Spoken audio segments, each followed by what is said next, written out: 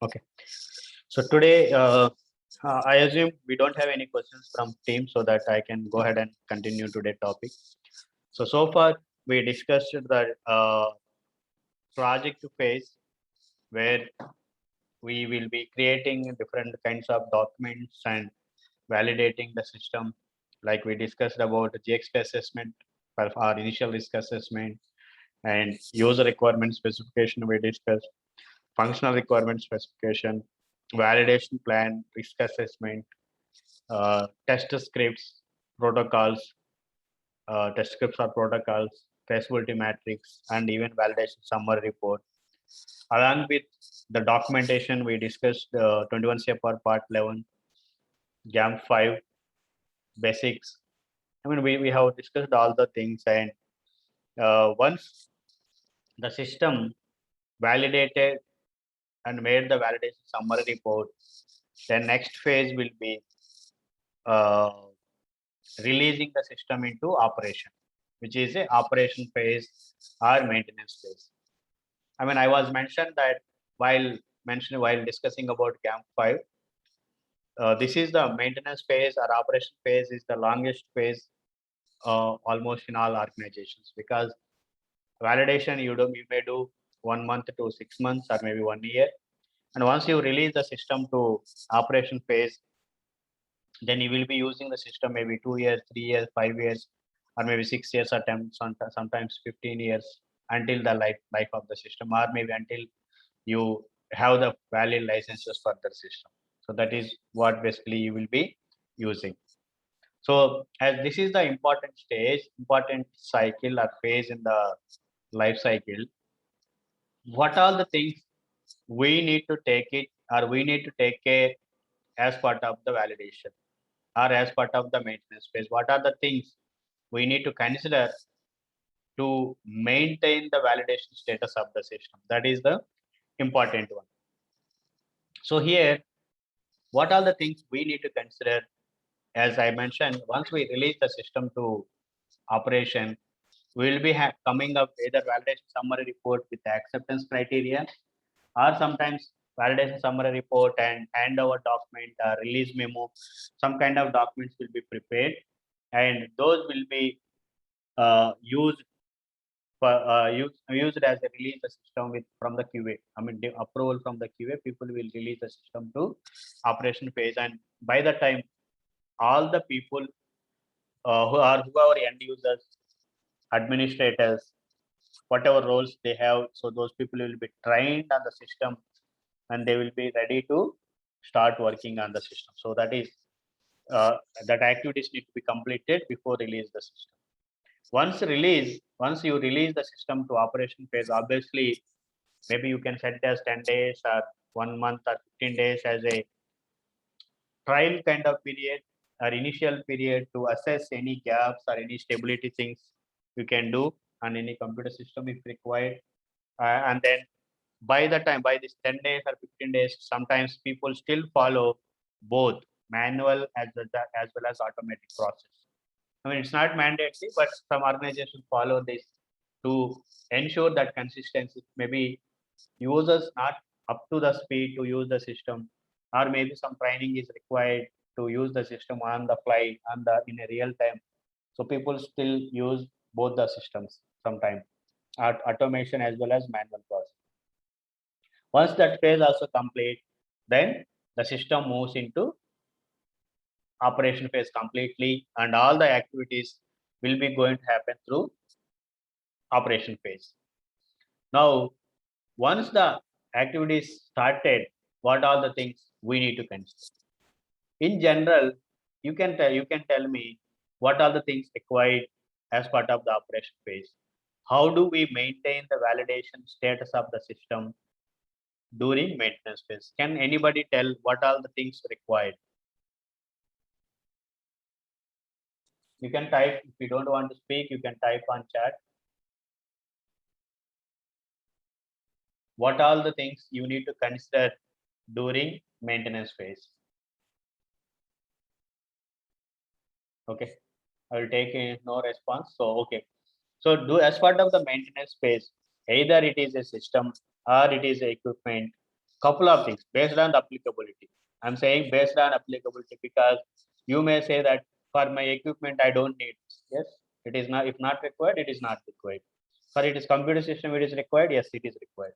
So based on applicability, whatever we are discussing today, those processes or policies or standards are required. So that need to be followed based on applicability. One is new person is coming in our team. So you need to give the training to the resource. So that is as you need to have a training process. That is by default, you need each organization need to have training process. Now, the second, the new person account need to be created in the system. So that need to be happened through service request or request. Somebody, either your HOD or your HR team in consultation with the HOD need to submit the new user creation request proposal to administrator or service desk, whoever acting that. So you need to have a service desk to contact and create the new request. Obviously, you need to have service request, service team or support team to fulfill your requirements, which is one is new user creation. Second one, disabling the users. If in case anybody leaving the organization, obviously you need to have a person as administrator to disable or deactivate the accounts and maintain his record. So that is also one of the requests. And support team need to be there to track it. And during sometimes, obviously, in our organization, we may need to update the roles of the people or update the employee details, maybe promoting to another department or promoting to another next level or demotion. So anything need to be tracked through user management. So everything has to go through service request or service process. So we need to have a service team or service or support team to troubleshoot or to fulfill all the requirements. So that is one of the team. Now, second, one of the actually support team. Second, we need to have a activity called change management. So due to various factors, either the vendor or if it is internal team may release multiple releases within a year. It may be 2, 1, or 3, 4, whatever frequency team is going to release multiple factors, multiple sites, multiple releases or upgrades, or sometimes hard fixes. You may think why these releases comes in certain frequency. There are various reasons. So the various reasons are sometimes you may get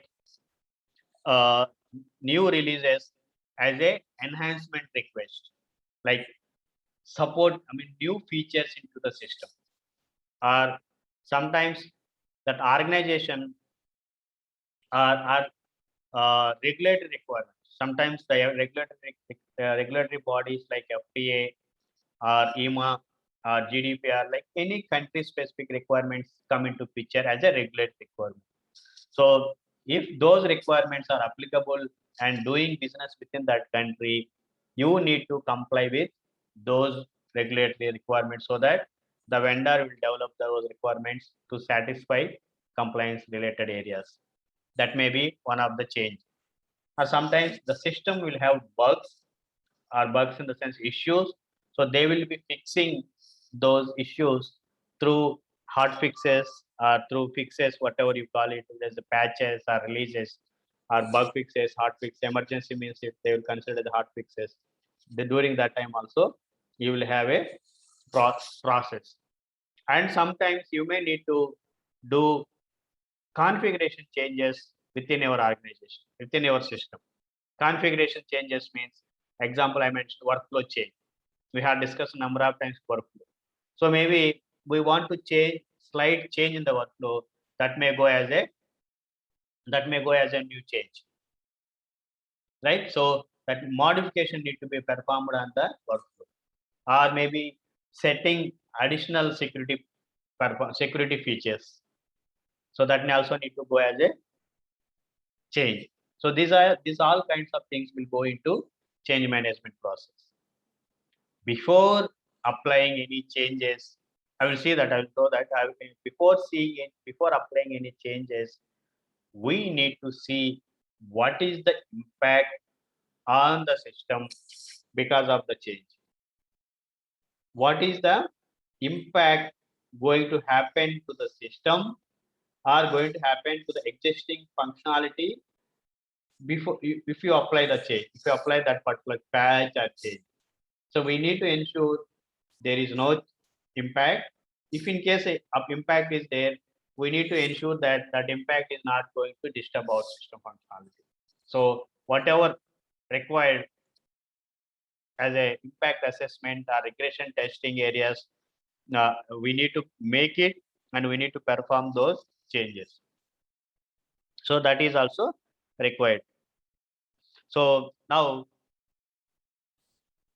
we have other process like backup and restoration, disaster recovery and business continuity, system administration, as well as CAPA and deviations management, right? And as well, periodic review, which is you do it as a qualification, periodic qualification or periodic requalification.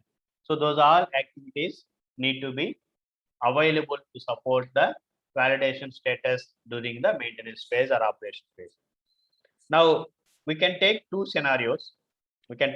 One is our company is a new company, or maybe our company is an existing company, but we don't have IT related process in our organization, and we are implementing new computer systems in our organization.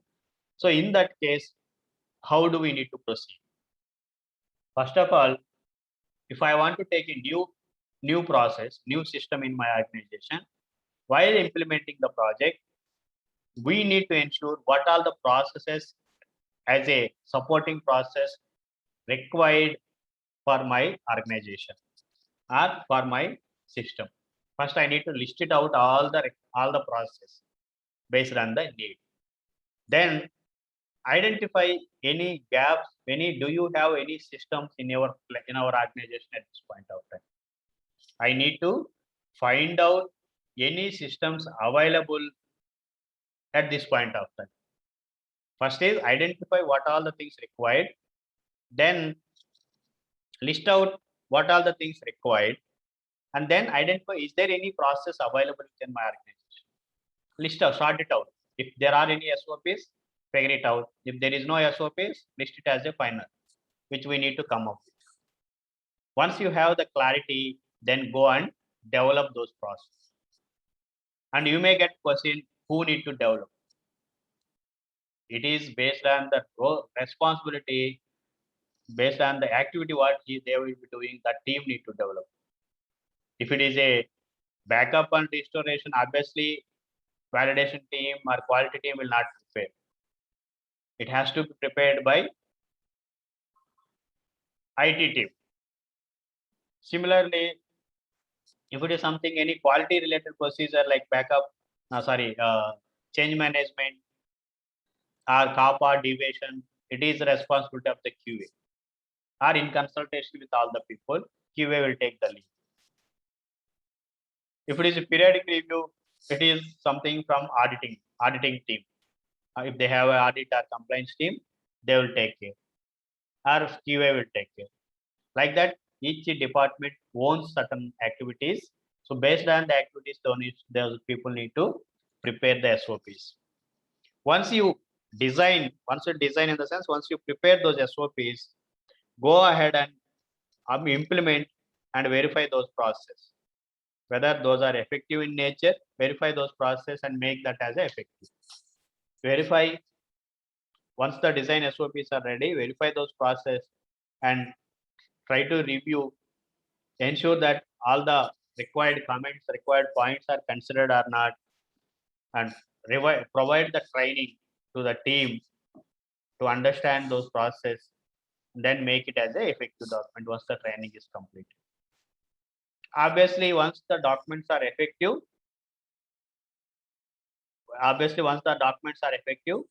you can always make a certain time period to go ahead and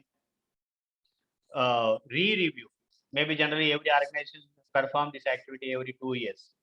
If not, your company may do for every 1 year or whatever frequency it is. So we have to do that activity, right? So review, re-review, make any necessary changes. Maybe any new process are coming up, new changes coming up. So re-review the process and fill the gaps. So that is the process you need to happen if it is a new first time we are setting up the systems. If you already have the systems, already we have the process in place, obviously list it out all the things required, identify any gaps there. Maybe you need to come up with certain SOPs for the particular system what you are implementing.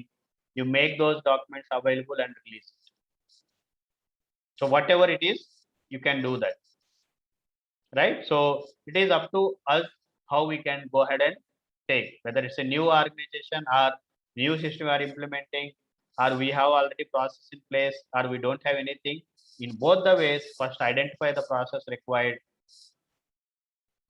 develop or design the things, and verify whether those are effective, provide the proper training, and make effective and re-review certain period of time.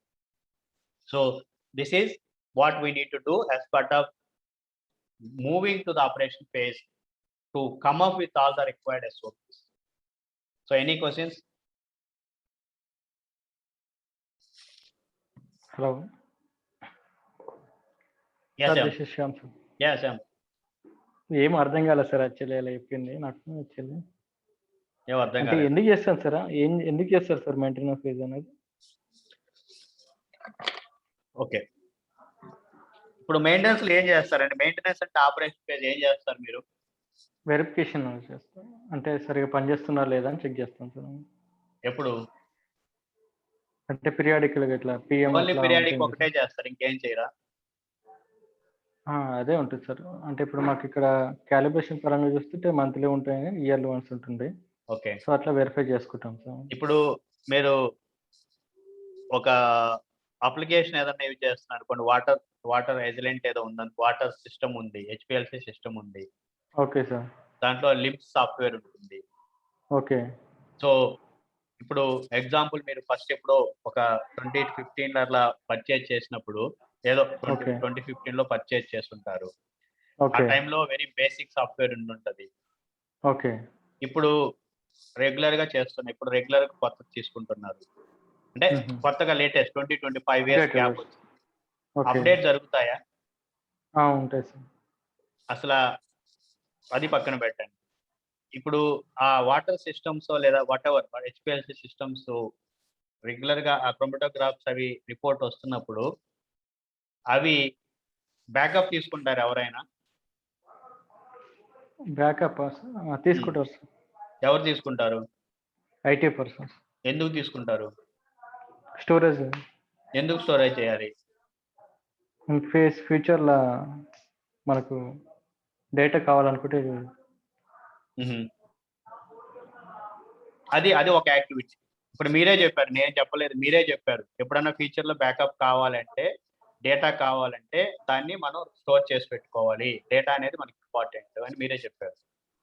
నేను అదే చెప్తున్నా, backup తీసుకోవాలి, ఆ process ఉండాలి. Process లేకుండా మీరు తీసుకుంటారా? వాళ్ళతో చెక్ చేయండి, మీ దగ్గర బ్యాకప్ ప్రాసెస్ ఉందా లేదా. ఓకే, ఉంటేనే తీసుకుంటాము. అవును సార్. ఉంటేనే చేయము మనం, లేకుంటే అసలు చేయము, రైట్? ఓకే, అది ఒకటి. నేను మీకు ఎగ్జాంపుల్ కోసం నేను అన్ని క్వశ్చన్స్ అడిగాను. 2, మీరు ఇందాక చెప్పిన దానికి అప్గ్రేడ్ చేస్తానన్నారు. ఇందాక నేను అడిగిన క్వశ్చన్స్ కి మీరు ఏదైనా లిమ్ సాఫ్ట్వేర్ ఉంటే ఏదో ఒక 1 year లో, ఎవరి 6 months ఏదో ఒక పీరియడ్ లో అప్గ్రేడ్ చేస్తారు. అప్గ్రేడ్ ఎప్పుడు చేస్తారు? కొత్త ఫీచర్స్ రావచ్చు, లేదా ఏదైనా బగ్స్ ఉంటే అవి ఫిక్స్ చేయొచ్చు. Okay. Okay, so bugs fix చేసేటప్పుడు ఆబ్వియస్ గా మనం చేయాల్సింది ఏంటంటే, మనం ఇచ్చినటువంటి బగ్ ఫిక్స్ అది కరెక్ట్ గా ఫిక్స్ అయిందా లేదా ఒకటి చేయాలి. 2, ఆ బగ్ కరెక్ట్ కాకుండా లేదా కరెక్ట్ అవుతూ ఇంకేదన్నా ఫంక్షనాలిటీని ఇంపాక్ట్ చేసిందా కూడా చేయరు. దాన్నే రిగ్రెషన్ అంటారు. Impact assessment and perform the regression testing. Okay. ఒక్కొక్కసారి ఇప్పుడు మనం రెగ్యులర్‌గా మన ల్యాప్‌టాప్‌లు గాని, సాఫ్ట్‌వేర్‌లు గాని చూస్తుంటాం. In case leave it about all this మన ఫోన్ తీసుకోండి.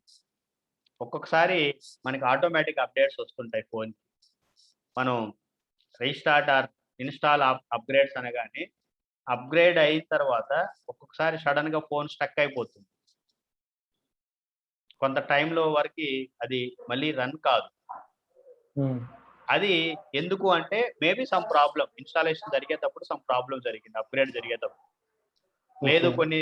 కొన్ని అన్‌వాంటెడ్ ఫోటోస్ ఉన్నాయి మీ దగ్గర. అవి డిలీట్ చేయాలి. అది డిలీట్ చేయకుండా ఉంటే కాదు. లేదా స్పేస్ లేదు. మీ ఫోన్‌లో స్పేస్ లేదు. కానీ అప్‌గ్రేడ్ చేయాలంటే స్పేస్ కావాలి. అది మీకు అలర్ట్ ఇస్తుంది. You want to delete this photos or maybe large video files ఇట్లా క్వెషన్స్ అడుగుతుంది. సో, ఇవన్నీ చేస్తేనే నెక్స్ట్ స్టెప్‌కెళ్తాం. అట్లాగే ఇక్కడ అప్‌గ్రేడ్ అనేది వేరియస్ రీజన్స్‌తో మనం చేస్తాం. కానీ ఆ చేసే అప్‌గ్రేడ్ వల్ల ప్రాబ్లమ్ ఏమి ఉండకూడదు. మనం అప్‌గ్రేడ్ చేయటం వల్ల మనం అదే. ఆల్రెడీ ఉన్న యూజ్ వాటికి ఏం చేస్తున్న కాకూడదు. సిస్టమ్‌కి ఎటువంటి ప్రాబ్లమ్ జరగకూడదు. ఓకే. అది కూడా మనకు రిక్వైర్మెంట్ లేకుంటే అసలు జరగకూడదు. రిక్వైర్మెంట్ ఉంటే ఓకే. ఓకే. ఇట్లా చెప్పుకుంటూ పోతే చాలా ఉంటాయి రీజన్స్. ఓకే. నేనేమంటున్నానంటే ఈ స్లైడ్‌లో ఫస్ట్ ఆఫ్ ఆల్ మీ యొక్క సిస్టమ్ అది కంప్యూటర్ సిస్టమ్ కావచ్చు, కొత్త ఎక్విప్‌మెంట్ వచ్చింది. మీరు ఒక ప్రాసెస్ డిజైన్ చేస్తారు కదా! ఇన్‌స్టాలేషన్ క్వాలిఫికేషన్, ఆపరేషన్ క్వాలిఫికేషన్ అయిన తర్వాత మీ ప్రాసెస్‌ని బేస్ చేసుకొని ఒక ప్రాసెస్ డాక్యుమెంట్ మీరు రెడీ చేస్తారు. ఎందుకు చేస్తారు ప్రాసెస్ డాక్యుమెంట్ రెడీ మీరు? అది యూజ్ చేసుకుంటాం కదా సార్ మనం. నెక్స్ట్ అది ఎట్లా యూజ్ చేయాలి? దానికి ఏదన్నా మైనర్ చిన్న ప్రాబ్లమ్స్ వస్తే ఎలా ఫిక్స్ చేయాలి? ట్రబుల్ షూటింగ్ కూడా పెట్టుకుంటారు కదా! అవును సార్. సేమ్ ఇక్కడ కూడా ఏంటంటే మనం ఒక సిస్టమ్‌ని అది కంప్యూటర్ కావచ్చు, ఎక్విప్‌మెంట్ కావచ్చు, ఒక సాఫ్ట్‌వేర్ ప్రోగ్రామ్‌ని మన డివిజన్‌లోకో, మన డిపార్ట్‌మెంట్‌లోకో తీసుకొస్తున్నాము అంటే, మనం ఫస్ట్ చేయాల్సింది ఏంటంటే దీన్ని ఆపరేట్ చేయడానికి, దీన్ని మనం మెయింటైన్ చేయడానికి ఏమేం ఎస్ఓపీలు కావాలి అని మనం లిస్ట్ ఔట్ చేసుకోవాలి ఫస్ట్. ఒక 10 ఎస్ఓపీస్ కావాలనుకున్నాం అనుకోండి మీరు. ఆ ఎస్ఓపీస్ మీ దగ్గర ఏవైనా ఉన్నాయా ఆల్రెడీ? List it out. మీ ఆర్గనైజేషన్‌లో గాని, మీ డిపార్ట్‌మెంట్‌లో గాని మనం లిస్ట్ ఔట్ చేసిన ఎస్ఓపీస్‌లో ఏమైనా ఆల్రెడీ ఉన్నాయా? ఎందుకంటే ఈ ఐటీ రిలేటెడ్ ఎస్ఓపీస్ అన్నీ ఇన్ జనరల్‌గా ఉంటాయి. కామన్‌గా ఉంటాయి. ప్రతి సిస్టమ్‌కి స్పెసిఫిక్‌గా ఉండవు. అన్నీ కామన్‌గా ఉంటాయి. ఎక్కడో 1 ఆర్ 2 మాత్రమే చేంజ్ అవుతుంటాయి. సో, అలా లిస్ట్ ఔట్ చేసి ఫిగర్ ఇట్ ఔట్. లేవు అనుకోండి కొత్తవి ప్రిపేర్ చేయాలి. ఉన్నాయనుకోండి yes good. We can use it. ఆబ్వియస్‌గా మీకు తెలుసు ఎస్ఓపీస్ కొత్తగా ప్రిపేర్ చేస్తే మీరేం చేయాలి? ట్రైనింగ్ ఇచ్చుకోవాలి. మీ కంపెనీలో ఉండే ఎంప్లాయీస్‌కి ఎవరెవర్ అప్లికబుల్ వాళ్ళకి ట్రైనింగ్ ఇచ్చుకొని దాన్ని ఎఫెక్టివ్ డాక్యుమెంట్స్‌గా మేము మెన్షన్ చేసుకుంటారు. అలాగే ఎవ్రీ 2 ఇయర్స్‌కి ఒకసారి మనం రివ్యూ చేసుకుంటాం ఎస్ఓపీస్‌ని. ఏమన్నా గ్యాప్స్ ఉన్నాయా? ఏమన్నా ప్రాబ్లమ్స్ ఉన్నాయా? అనేది రివ్యూ చేసుకుంటాం. అది చేయాలి. అంతవరకే నేను ఇప్పటిదాకా చెప్పాను. ఇంకేం అర్థం కాలేదో చెప్పండి. ఇన్‌కేస్ ఏదైనా స్పెసిఫిక్ క్వెషన్ ఉంటే అడగండి. Do not hesitate. ఇప్పుడు అర్థమైందా? ఇంకా క్వెషన్స్ ఏమన్నా ఉన్నాయా? Okay sir. అర్థమైంది. ఓకే. మీకండి? అర్థమైంది సార్. హ్మ్. ఓకే. సో, ఒక్కసారి మనం ఐడెంటిఫై చేసిన తర్వాత ఏమేమి ఎస్ఓపీస్ ఉండాలనేది నేను ఇక్కడ లిస్ట్ ఔట్ చేస్తాను. 1 హ్యాండ్ ఓవర్. ఇది ఇందాకే చెప్పాను. ఈ హ్యాండ్ ఓవర్ అనేది ఒక డాక్యుమెంట్ కావచ్చు, లేదా మనం వాలిడేషన్ సమ్మరీ రిపోర్ట్‌ని యాక్సెప్టెన్స్ క్రైటీరియా మెన్షన్ బేస్ చేసుకొని హ్యాండ్ ఓవర్ చేసుకోవచ్చు. ఇది స్పెసిఫిక్ హ్యాండ్ ఓవర్ ప్రాసెస్ అనేది ఉంటే we can come up with. ఇక్కడ ఏందంటే ఒక్కొక్కసారి మెయిల్ కూడా కన్సిడర్ చేస్తారు. ఒక మెయిల్ క్యూఏ నుంచో లేదా సిస్టమ్ ఓనర్ నుంచి ఒక మెయిల్ రాస్తూ ఫ్రమ్ దిస్ డేట్ ఆన్వర్డ్స్ మనం ఈ సిస్టమ్ని మనం యూసేజ్లో చేస్తున్నాము. అంటే మన ఈ పర్టికులర్ డిపార్ట్మెంట్లో ఈ సిస్టమ్ని ఈ పర్టికులర్ డేట్ నుంచి యూజ్ చేస్తున్నాము. Going forward all activities will be carried out through the system అని ఒక అలర్ట్ త్రూ సిస్టమ్. మన సిస్టమ్ ఓనర్ ఎవరైతే ఉంటారో, అంటే maybe HOD of the department కానీ లేదా డిపార్ట్మెంట్ హెడ్ ఎవరుంటే వాళ్ళు మెన్షన్ చేసి పంపిస్తారు. ఇది హ్యాండ్ ఓవర్ ప్రాసెస్ ఉండొచ్చు, లేదా వాలిడేషన్ సమ్మరీ రిపోర్ట్. ఇది మేబీ 1 పేజ్ డాక్యుమెంట్. ఇక్కడ ఏముండదు. We have selected the product ABC and the product is validated according to our internal process and it is meeting all the regulatory requirements, and hence we recommend to use the system going forward for the activities related to clinical trials or for the activities related to document management. ఇట్లా mention చేస్తూ దాంట్లో HOD ఒకటి QA వాళ్ళు వీళ్ళతో సిగ్నేచర్లు పెట్టి పంపిస్తారు. This is what hand over. మీరు సిస్టమ్ని హ్యాండ్ ఓవర్ చేస్తున్నారు ఇంకొక టీంకో, ఇంకొక ఆర్గనైజేషన్, లేదా విత్ ఇన్ మీ ఆర్గనైజేషన్ అనుకుంటే ఒక సపరేట్ గ్రూప్ కానీ లేదా అందరికి కానీ. Based on learning management system అనుకోండి, it is applicable for all the people. అది చేస్తున్నారు. ఓకేనా? హ్యాండ్ ఓవర్ ఇది సింపుల్ 1 పేజ్ డాక్యుమెంట్. ఇది ఇన్ఫార్మ్ చేయడం అంతే. రైట్. సార్ ఇది కూడా ఒక డాక్యుమెంటా సార్ ఇది? Yes, 1 page document, certification document లాగా ఉంటుంది. ఓకే, పెట్టొచ్చు. మెయిల్ అయినా కన్సిడర్ చేయొచ్చు. మెయిల్స్ లేదనుకుంటే ఆ ప్రాసెస్, మీ ప్రాసెస్ ఎలా డిఫైన్ అవుతుందో దాన్ని బేస్ చేసుకొని వెళ్తుంది. మీకు హ్యాండ్ ఓవర్ అనే ప్రాసెస్ లేదంటే then you can send it as a validation summary report ని మీరు యాక్సెప్టెన్స్ గా తీసుకుంటారు. 2, establishing and managing support services. ఇది మీ ఇంటర్నల్ టీం మేనేజ్ చేస్తుంటే మీ ఇంటర్నల్ టీం ఒక సపోర్ట్ డెస్క్ పెట్టుకుంటారు. ఒకవేళ మీ టీంలో ఒక 100, 200, ఒక 1000 మంది ఎంప్లాయీస్ ఉన్నారనుకోండి, మీ టీం వాళ్ళే సిస్టమ్ మేనేజ్ చేస్తుంటే you are going to keep a support team. Support team ఎందుకు ఫంక్షన్ అంటే, మీకు ఏదైనా ఇష్యూస్ వచ్చినప్పుడు, మీకు ఏదైనా ప్రాబ్లమ్స్ వచ్చినప్పుడు వాళ్ళు మిమ్మల్ని రీచ్ అవుతారు. రైట్. మీ టీంలో, మీ ఆర్గనైజేషన్లో ఏదైనా ప్రాబ్లమ్స్ వచ్చినప్పుడు ఆ సిస్టమ్ యూజ్ చేసేటప్పుడు వాళ్ళు మిమ్మల్ని రీచ్ అవుతారు, మీరు హెల్ప్ చేయాలి. అవి ఎటువంటి ఇష్యూ అయినా కావచ్చు. ఒక్కోసారి క్వరీస్ అడుగుతారు, క్వశ్చన్స్ అడుగుతారు, ఒక్కొక్కసారి ఫీచర్స్ అడుగుతారు, ఫీచర్స్ ఎక్స్ప్లెయిన్ చేయమని అడుగుతారు. ఒక్కొక్కసారి డిఫరెంట్ బగ్స్ ఉంటాయి, సిస్టమ్ అవైలబిలిటీ లేదని వస్తుంది. ఒక్కొక్కసారి పాస్వర్డ్ ఫర్గెట్ చేశాను, మర్చిపోయాను, సో రీసెట్ మై పాస్వర్డ్ అని వస్తుంది, లేదా అకౌంట్ లాక్ అయినట్టు వస్తుంది. ఇలా ఏదైనా కావచ్చు. అది మనం డైరెక్ట్గా మన బ్యాంకింగ్ అకౌంట్ బ్లాక్ అయితేనో లేదా క్రెడిట్ కార్డ్ బ్లాక్ అయితేనో మనం రీచ్ అవుతాం కదా, అలాంటి సర్వీసెస్. సో ఇలాంటివన్నీ కూడా మనం రీచ్ అవుతాం.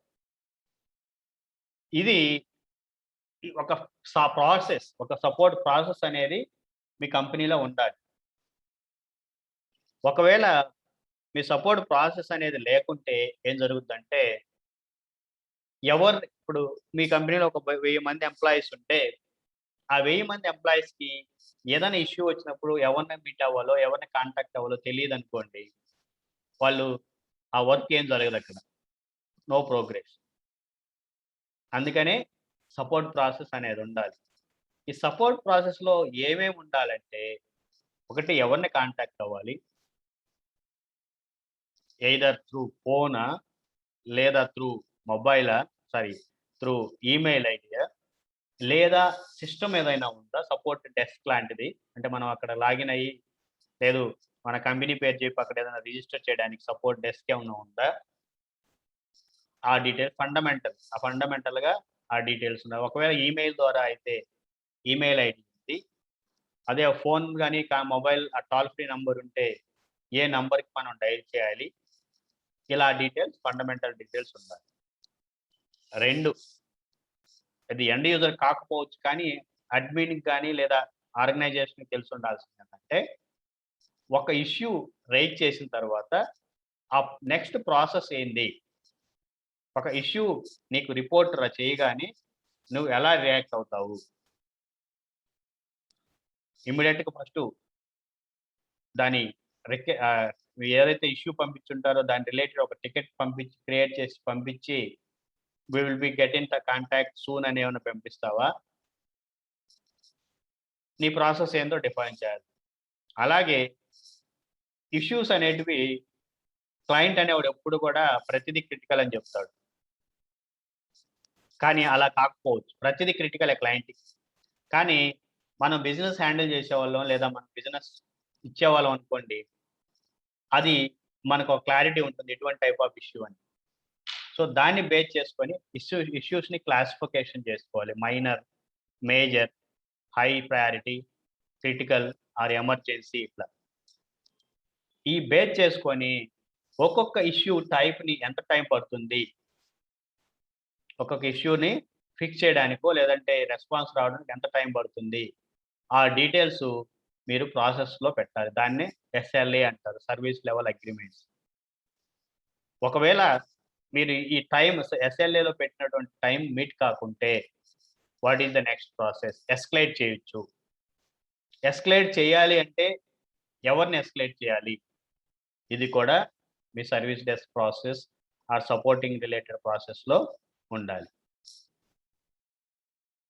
Okay. Any questions on that? ఇది ఒక ప్రాసెస్ లాగా ఉండాలి. మీ ఆర్గనైజేషన్‌లో అంటే వాటెవర్. ఇక్కడ ఇంకొకటి చెప్తున్నా.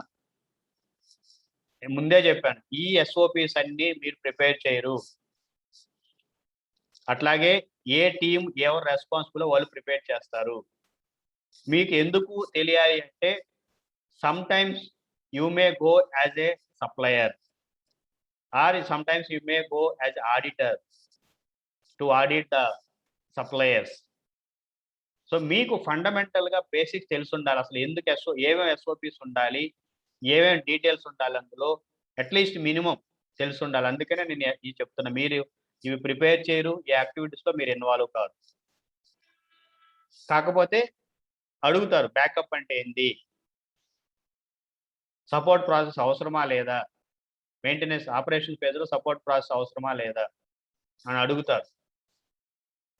సో మీకు ఒక క్లారిటీ ఉండాలి. దానికోసమే చెప్తున్నా ఇవి. ఓకే. సో అది support related process. Any questions on support related process?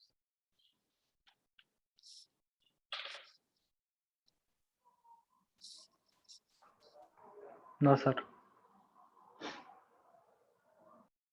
Okay. ఏం క్వెషన్స్ లేవండి? నాగుల్, షరీఫ్, శివ? లేదు సార్, అర్థమైంది sir. Okay. 2 incident management. Next process incident management. Incident management అంటే మనకు వచ్చేటువంటి మనం ఇందాక సర్వీస్ మేనేజ్మెంట్ చెప్పుకున్నాం కదా! ఆ సర్వీస్ మేనేజ్మెంట్ పోర్టల్ మనం ఎప్పుడైతే పెడతామో దాంట్లోకి వచ్చేటువంటి రిక్వెస్ట్‌లు అది త్రూ ఈమెయిల్ ద్వారా కావచ్చు, ఫోన్ ద్వారా కావచ్చు, లేదా టికెటింగ్ టూల్ ద్వారా కావచ్చు. ఎట్లా అయినా వచ్చే ఆ రిక్వెస్ట్‌లు అన్నిటిని మనం జనరల్‌గా ఇన్సిడెంట్స్ అని అంటాం. ఆ ఇన్సిడెంట్‌ని బేస్ చేసుకొని మనకు వచ్చినటువంటి ఇన్సిడెంట్‌ని బేస్ చేసుకొని మనం అనలైజ్ చేస్తాం. రాగానే ఇన్సిడెంట్ లాగ్ అవుతుంది. టికెటింగ్ టూల్‌లోకి లాగ్ అవుతుంది. వాటిని మనం అండర్‌స్టాండ్ చేసుకొని రిక్వైర్మెంట్స్ క్లయింట్ ఏం రాసుంటాడో దాన్ని అండర్‌స్టాండ్ చేసుకొని అనలైజ్ చేసి అసలు ప్రాబ్లమ్ ఏంది? అసలు ఫస్ట్ ఆఫ్ ఆల్ వాళ్ళ క్వెషన్ ఏంది? వాళ్ళు అడిగింది ఏంటి? అనేది చూస్తాం. వాళ్ళు ఏదో ఒక ఎస్ఓపి మనకు ఒక ఆన్సర్ చెప్పిన తర్వాత లేదా మనకు ఒక క్లారిటీ వచ్చిన తర్వాత will get back to them. అంటే వాళ్ళని మళ్ళీ రీచ్ అయ్యి ఆ క్వెషన్స్‌కి రెస్పాన్స్ ఉంటే ఇస్తాము. లేదా అది ఏదన్నా బగ్ అయి ఉంటే ఆ బగ్ అని ఇన్ఫార్మ్ చేస్తాము. లేదు వాళ్ళకి ఏదన్నా డౌట్స్ ఉంటే క్లారిఫై చేస్తాం. త్రూ ఈమెయిల్ ద్వారా గాని, త్రూ కాల్ ద్వారా గాని. ఒకవేళ ఇన్సిడెంట్ మనమే ఫిక్స్ చేయగలిగి, మనం క్లోజ్ చేయగలిగితే ఆ ఇన్సిడెంట్ రిజాల్వ్ అని క్లోజ్ చేసుకొని మనం ఆ టికెట్ ఏదో నంబర్ ఉంటుంది కదా! దాన్ని క్లోజ్ చేస్తాం. సో ఇది సింపుల్ ప్రాసెస్. మనకు వచ్చే ప్రతిదీ కూడా కన్సిడర్డ్ యాస్ ఎ ఇన్సిడెంట్. ఇన్సిడెంట్‌గా మనం ఒకవేళ మీరు యాక్ట్ అనే ఇంటర్నెట్ వాడుతున్నారు అనుకోండి, మీకు ఏ ప్రాబ్లం అయినా ఒకవేళ ఈరోజు కనెక్ట్ కాలేదు, లేదా డ్యూ టు హెవీ రైన్స్ మీ లైన్లో కేబుల్ కట్ అయింది, ఫస్ట్ ఇమీడియట్గా మీరు చేసేది ఏంటి, కాల్ చేస్తారు, లేదంటే వాళ్ళు యాప్ ఇచ్చుంటారు, యాప్ డైరెక్ట్గా రైజ్ చేస్తారు, ఇంటర్నెట్ ఈజ్ నాట్ వర్కింగ్. మీరు పెట్టిన పాయింట్ ఇమీడియట్గానే మీకు ఒక అలర్ట్ వస్తుంది, you have raised a request, this will take 24 hours to resolve, by this time we will resolve this issue అని ఒక రిక్వెస్ట్ పెడతారు. సో అది మీకు అప్డేట్ ఇస్తున్నట్టు వాళ్ళు. సో ట్రాకింగ్ ఉంటుంది, దాన్ని బేస్ చేసుకొని క్లోజ్ చేస్తారు. మీరు వచ్చి ఇష్యూ కరెక్ట్ చేసిన 10 నిమిషాలకో 15 మినిట్స్‌కో మళ్ళీ మీకు రిజాల్వ్డ్ అని వస్తుంది. Issue got resolved and we are going to close the request, can you help us to get the feedback అనే వస్తుంది. సో అది మీకు అవసరం అనుకుంటే మీరు అప్డేట్ ఇస్తారు, రైట్? సో ఇది ఇన్సిడెంట్, ఇది సింపుల్. ప్రతి వచ్చినటువంటి ఇష్యూని మనం ఇన్సిడెంట్గా లాగ్ చేస్తాము. వచ్చినటువంటి ఇన్ఫర్మేషన్ని అనలైజ్ చేసి ఎవాల్యుయేట్ చేసి మనం అప్డేట్ దాన్ని బేస్ చేసుకొని మనకు వచ్చిన ఇష్యూని పట్టుకొని మనం వాట్ ఎవర్ రెస్పాన్స్ మనం ఇస్తాము. ఇచ్చిన తర్వాత అది రిజాల్వ్ చేస్తాం. రిజాల్వ్ చేయగానే ఇన్సిడెంట్ని క్లోజ్ చేస్తాం if the customer is happy. కస్టమర్కి దగ్గర నుంచి అవుట్పుట్ రాకుండా మనం ఎప్పుడూ క్లోజ్ చేయం. Okay, so that is very simple. Simple as incident management. Can I go to next one? Sir. Yeah. So next performance monitoring అంటే ఇది కూడా ఒక ప్రాసెస్ ఉండాలి, బట్ ఇట్స్ నాట్ మ్యాండేటరీ. ఇది ఏం చేస్తుందంటే పెర్ఫార్మెన్స్ మానిటరింగ్ అనేది ఏం చేస్తుందంటే ఒక సర్టన్ పీరియడ్, నేను ఎందుకు తెలుగులో చెప్తున్నానంటే మీకు ఇంగ్లీష్లో చెప్తే మేబీ ఐఎమ్ ఫీలింగ్ మేబీ కొంచెం అర్థం కానట్టుంది, అందుకే చెప్తున్నాను. If you feel not comfortable please let me know. నేను ఆ డెఫినేషన్స్ వైజ్ నేను వెళ్తాను, ఎందుకంటే anyway I'm going to share this slides, you can go ahead and make it. అందుకే నేను డెఫినేషన్ వైజ్గా కంటెంట్ చెప్తున్నది, నేను ఓవర్ వ్యూ చెప్తున్నాను మీకు. ఈ పెర్ఫార్మెన్స్ మానిటరింగ్ కాన్సెప్ట్ ఏంటంటే ఒక సర్టన్ పీరియడ్ తీసుకున్నారనుకోండి, ఇప్పుడు మనం ఒక సిస్టమ్ యూజ్ చేస్తున్నప్పుడు ఆపరేషన్ ఫేజ్లో డిఫరెంట్ టైప్స్ ఆఫ్ ప్రాసెస్లు ఉంటాయి, different types of services related activities జరుగుతుంటాయి, డిఫరెంట్ టైప్స్ ఆఫ్ టికెట్స్ వస్తుంటాయి, పీపుల్ క్లోజ్ చేస్తుంటారు, కొన్ని రిపీటెడ్గా క్వశ్చన్స్ వస్తుంటాయి. నేను ఎలా లాగిన్ అవ్వాలంటే నేను కొత్తగా అడుగుతూనే ప్రతిరోజు అడుగుతూనే ఉంటారు, నేను ఎక్కడ లాగిన్ అవ్వాలి, లాగిన్ బటన్ లేదు, నా యూజర్ ఐడి ఏంటి, నా పాస్వర్డ్ ఏంటి, ఇవన్నీ రిపీటెడ్గా అడుగుతున్నారు అనుకోండి, మీనింగ్ ఏంటంటే ఆ యూజర్స్ ప్రాపర్గా ట్రైనింగ్ తీసుకోలేదు అని, లేదా ఆ డిపార్ట్మెంట్ రిలేటెడ్ హెచ్ఓడి వాళ్ళకి ప్రాపర్గా ట్రైనింగ్ ఇవ్వలేదు అని. సో ఈ రెండిట్లోనే జనరల్గా జరుగుతుంది. ఈ పెర్ఫార్మెన్స్ మానిటరింగ్ యాక్టివిటీ ఏంటంటే ఒక సర్టన్ పీరియడ్ తీసుకుంటే ఈ సర్టన్ పీరియడ్లో ఎటువంటి టైప్స్ ఆఫ్ ఇష్యూస్ వచ్చాయి, అవి ఎన్ని వచ్చాయి. ఓకే, 6 months టైం తీసుకున్నాం అనుకోండి, 6 monthsలో మనకి ఎన్ని చేంజ్ రిక్వెస్ట్లు వచ్చాయి, వాటిల్లో కేటగిరీస్ ఏంటి, చేంజ్ రిక్వెస్ట్లో కూడా ఎమర్జెన్సీ చేంజ్ ఇట్లా ఉంటాయి, మీడియం హై ప్రయారిటీ చేంజెస్ ఇట్లా ఉంటాయి. సో ఎన్ని వచ్చాయి. అలాగే ఇన్సిడెంట్, ఇందాక చెప్పినటువంటి ఇన్సిడెంట్స్ ఎన్ని వచ్చాయి, వాటిల్లో ఎన్ని క్వశ్చన్స్, ఎన్ని ఇంటర్నెట్ రిలేటెడ్ ఇష్యూస్, ఎన్ని సాఫ్ట్వేర్ రిలేటెడ్ ఇష్యూస్, ఇలా కేటగరైజ్ చేసుకున్న తర్వాత మనం ఒక్కొక్క ఇష్యూని ఓవరాల్గా చేయడానికి పట్టిన టైం ఎంత, అది ఏదైనా తీసుకోండి. ఒక చేంజ్ రేంజ్ మేనేజ్మెంట్ తీసుకుంటే ఒక చేంజ్ని మనం ఫిక్స్ చేయడానికి పట్టిన టైం ఎంత టైంలో మనం ఇంప్లిమెంట్ చేసాము, లేదా ఒక సపోర్ట్ టికెట్ వచ్చిందంటే మనం ఎంత టైంలో రెస్పాండ్ ఇచ్చాము, ఎంత టైంలో మనం క్లోజ్ చేసాము, ఇలా చెప్పుకుంటూ పోతే ఆప్షన్స్ ఉంటాయి, వాటి నేచర్ ఏంది, ఇలా ప్రతిదీ తీసుకొని ఒక క్యాలిక్యులేటెడ్ తీసుకొని ఎక్కువ టైం తీసుకుంటున్నామా ఓవరాల్గా మనం ఫైనల్గా అన్నిటిని కస్టమర్లకి హెల్ప్ చేయడానికి, లేదా మనకు వితిన్ మన టీంలో కావాలంటే ఎంత టైం తీసుకుంటున్నాము, ఇంకేదన్నా పాసిబిలిటీ ఉందా టైం తగ్గించడానికి కానీ, లేదు నేను ఒక్కొక్క ఇష్యూ ట్రబుల్ షూట్ చేయడానికి ఒక 2 అవర్స్ తీసుకుంటున్నాను అనుకోండి, అది 1 అవర్లో పాసిబిలిటీ అవుతుందా? వాళ్ళకి ఏదైనా కొత్తగా ట్రైనింగ్ ఇస్తే, లేదు ఎంప్లాయీస్ ఎవరైనా కొత్తగా తీసుకొని వాళ్ళకి ట్రైనింగ్ ఇవ్వాలా? కొత్త రిసోర్స్‌ని రిక్రూట్ చేసుకోవాలా? బర్డెన్ అయిపోతుంది. ఉన్న ఎగ్జిస్టింగ్ ఎంప్లాయీస్‌కి ఏమైనా బర్డెన్ అవుతుందా? ఇలా చెప్పుకుంటూ పోతాం.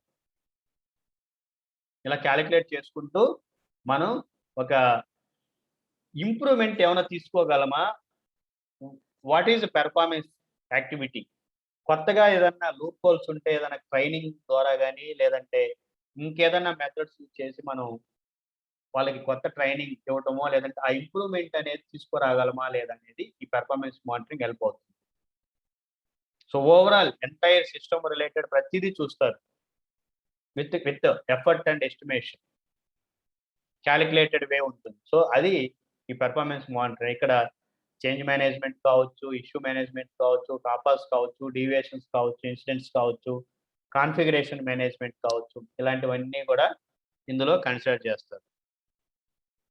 ఓకే. ఇది పెర్ఫార్మెన్స్ మానిటరింగ్. ఇది మీరైతే ఇన్వాల్వ్ కాదు జనరల్‌గా. మేబీ మీరు ఇన్వాల్వ్ అయితే క్యూఏ పాయింట్ ఆఫ్ వ్యూలో మీరు చెప్తారంతే. ఇది ఎక్కువ ఐటీ రిలేటెడ్ టీమ్ వాళ్ళు చేస్తారు. వాళ్ళు డేటా తీసిస్తారు. ఈ డేటా తీసి ప్రెజెంటేషన్ ఇచ్చి మేనేజ్మెంట్‌కి ఎక్స్‌ప్లెయిన్ చేస్తారు. ఎనీ క్వెషన్స్ అండి?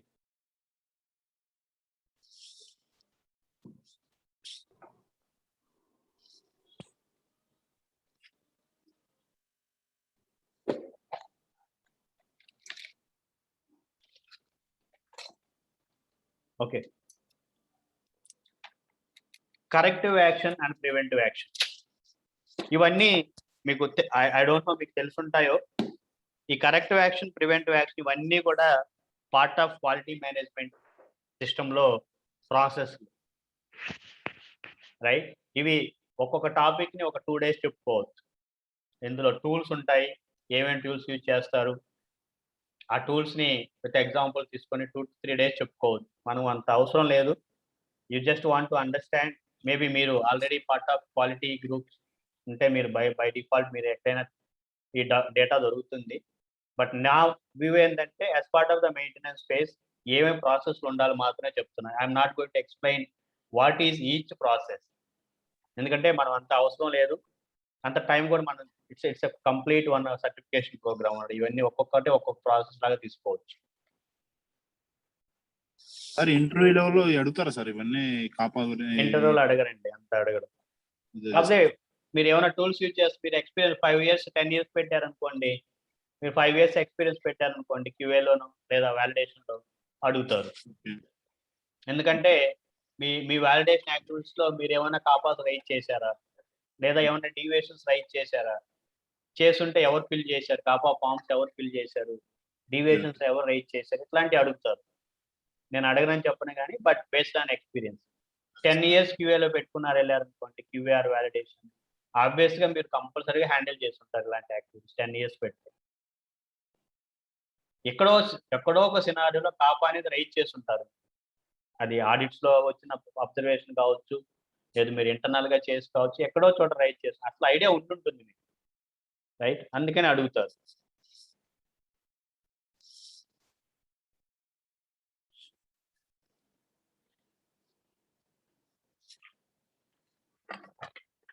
సో ఈ కాపా ఏంటంటే corrective action and preventive action. ఈ కరెక్టివ్ యాక్షన్, ప్రివెంటివ్ యాక్షన్ అంటే ఇప్పుడు మనకి ఏదైనా ఒక ఇన్సిడెంట్, ఒక ప్రాబ్లమ్ వచ్చినప్పుడు సపోజ్ సిస్టమ్ నేను యాక్సెస్ చేయలేకున్నాను. లేదు ఎగ్జాంపుల్ జీమెయిలే నేను అనుకున్నాను అనుకోండి. జీమెయిలే నాకు రావడం లేదు. జీమెయిల్ మీ ల్యాప్‌టాప్‌లో రాకపోవడానికి చాలా కారణాలుంటాయి. రైట్? అది కారణం ఏదైనా కావచ్చు. చాలా కారణాలుంటాయి. ఒకటి కొన్ని ఎగ్జాంపుల్ తీసుకుంటే మీ ల్యాప్‌టాప్‌లో ఒకవేళ మీరు ఆఫీస్ నెట్వర్క్ యూజ్ చేస్తుంటే మీరు ఆఫీస్ నెట్వర్క్ యూజ్ చేస్తుంటే మీ ఆఫీస్‌లో జీమెయిల్ బ్లాక్ చేసుంటారు. కానీ మీరేం పెడతారు? Gmail not working. Gmail is not working అని చెప్పి ఒక టికెట్ రైజ్ చేస్తారు. ఒకవేళ మీ కంపెనీలో జీమెయిల్ ఆర్ లింక్డ్ఇన్ అనుకోండి. లింక్డ్ఇన్ ఈస్ నాట్ వర్కింగ్ అని మీరు రైజ్ చేశారనుకోండి. లింక్డ్ఇన్ మీ కంపెనీలో బ్లాక్ చేసి ఉండొచ్చు, మేబీ మీరు జాబ్ సెర్చ్ చేస్తున్నారని బ్లాక్ చేసి ఉండొచ్చు. కానీ మీరు ఓవరాల్గా ఏం పెడతారు, లింక్డ్ఇన్ ఈజ్ నాట్ వర్కింగ్ అని పెట్టి రైట్ చేసేస్తారు టికెట్. అది వెరీ చిన్న వెరీ మినిమం మినిమం టికెట్. అట్లా కాకుండా ఇంకేదైనా పెద్దది,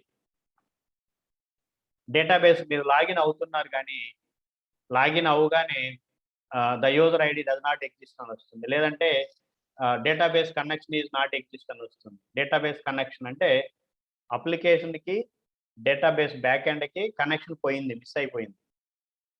ఇలాంటి రైట్ చేసినప్పుడు ఫస్ట్ ఆ రైట్ పర్సన్కి అసైన్ చేస్తారు, ఇన్సిడెంట్ని రైట్ పర్సన్కి అసైన్ చేస్తారు. డేటాబేస్ అనుకోండి ఎగ్జాంపుల్, వాళ్ళు డేటాబేస్ ప్రాబ్లం వస్తుందంటే వాళ్ళు ఫస్ట్ ఎక్కడ చూస్తారు, డేటాబేస్ సర్వర్ అసలు అప్లో ఉందా డౌన్లో ఉందా, ఆ సర్వర్ అనేది డేటాబేస్ రిలేటెడ్ సర్వర్ అనేది అప్లో ఉందా డౌన్లో ఉందా అని చూస్తారు.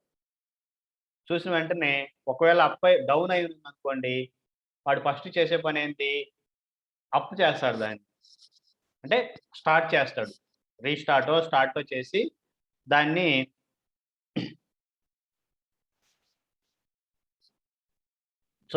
దాన్ని అప్డేట్ చేసి అప్డేట్ ఏమి ఇస్తాడు ఎండ్ యూజర్కి, the server is up, maybe you can try after 5 minutes అనేది చెప్తాడు. అంటే ఇక్కడ ఏం చేశాడు, ఫస్ట్ ఇష్యూ రాగానే రూట్ కాజ్ అనాలిసిస్ లోపలికి వెళ్ళకుండా అసలు అప్ ఉందా డౌన్ అయిందో చూసి, డౌన్ అయి ఉంటే ఇమీడియట్గా దాన్ని స్టార్ట్ చేసి సిస్టమ్ వర్క్ అయ్యేటట్టు చేశాడు. సో అది కరెక్టివ్ యాక్షన్. ఇమీడియట్గా కరెక్ట్ చేసి దాన్ని ఫిక్స్ చేసేసి ఇన్ఫార్మ్ చేశాడు customer, yes it is working please check now అనో, లేదంటే it's already working please check now అనేది అప్డేట్ ఇచ్చాడు. కానీ దాంట్లో ఆ సర్వర్ డౌన్ అవ్వడానికి రీజన్స్ ఉంటాయి, అది కనుక్కోవాలి. దాన్నే రూట్ కాజ్ అనాలిసిస్ అంటాం. రూట్ కాజ్ అనాలిసిస్, అసలు ఎందుకు డౌన్ అయింది డేటాబేస్ సర్వర్, ఇంటర్నెట్ పోయిందా, డేటాబేస్ స్పేస్ ఆల్రెడీ ఫుల్ అయిపోయిందా, ఏదన్నా డేటాబేస్ థ్రెడ్స్ ఏమన్నా ఉంటే దాన్ని పెర్ఫార్మెన్స్ డిగ్రేడ్ చేసి డౌన్ చేశాయా, వాట్ ఎవర్. ఇంకా అనలైజ్ చేస్తే మీకు తెలుసు ఈ దీంట్లో 5 why అనాలిసిస్ అంటారు. ప్రతి క్వశ్చన్కి వై అని అడుగుతూ పోతే ఫైనల్గా మీకు ఒక ఆన్సర్ దొరుకుతుంది. లేదంటే ఫిష్ బోన్ డయాగ్రామ్ అని ఇలా డిఫరెంట్ టూల్స్ ఉన్నాయి మీకు మార్కెట్లో. జనరల్గా ఈ క్వాలిటీ మేనేజ్మెంట్ సిస్టంలో వస్తాయి, మీరు రెఫర్ చేసుకోవచ్చు. 5 why అనాలిసిస్ కానీ, ఫిష్ బోన్ డయాగ్రామ్ అని కానీ, ఇట్లా ఎర్రర్ గెస్సింగ్ అని, ఇట్లా డిఫరెంట్ ఉంటాయి. సో ఆ టూల్స్ యూజ్ చేస్తారు. సో ఒకసారి కరెక్ట్ చేసిన వెంటనే మీరు రూట్ కాజ్ అనాలిసిస్ చేసి ప్రాబ్లమ్ ఐడెంటిఫై చేస్తారు, ఇది ఎందుకు వచ్చింది అసలు అనేది ఐడెంటిఫై చేసిన తర్వాత అది రాకుండా ఉండడానికి ఏదైనా టెక్నిక్స్ ఉన్నాయా, ఏదన్నా ఆల్టర్నేటివ్ ఉందా,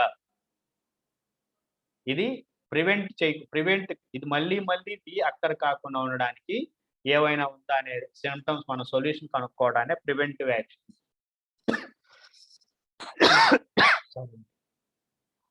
సో ఫస్ట్ మీరు అనలైజ్ చేస్తున్నారు, ఫస్ట్ ఇమీడియట్గా సరే ఒక్క నిమిషం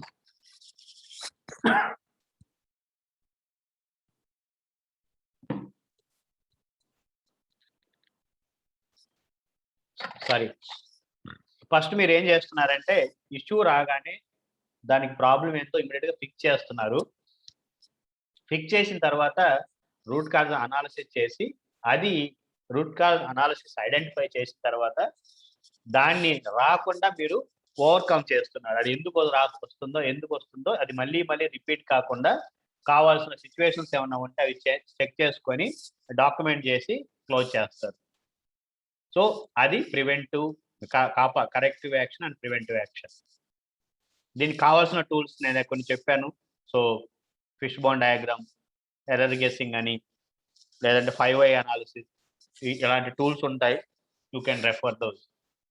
సో ఫామ్ ఉంటుంది, మీరు ఎలా అయినా చూడొచ్చు, రైట్. సో అది ఒక ప్రాసెస్, ఆ ప్రాసెస్ కూడా ఉండాలి. Maybe you can include it is part of deviation, లేదా డీవియేషన్ ఇందులో ఇంక్లూడ్ చేయటమా, డీవియేషన్ అనేది ప్రాసెస్ కూడా ఉంటుంది కాబట్టి you can include. Next change management. change management is the process of controlling life cycle changes. Primary objective of change management is to enable beneficial changes to be made without compromising regulatory process or records and with minimum disruption to services.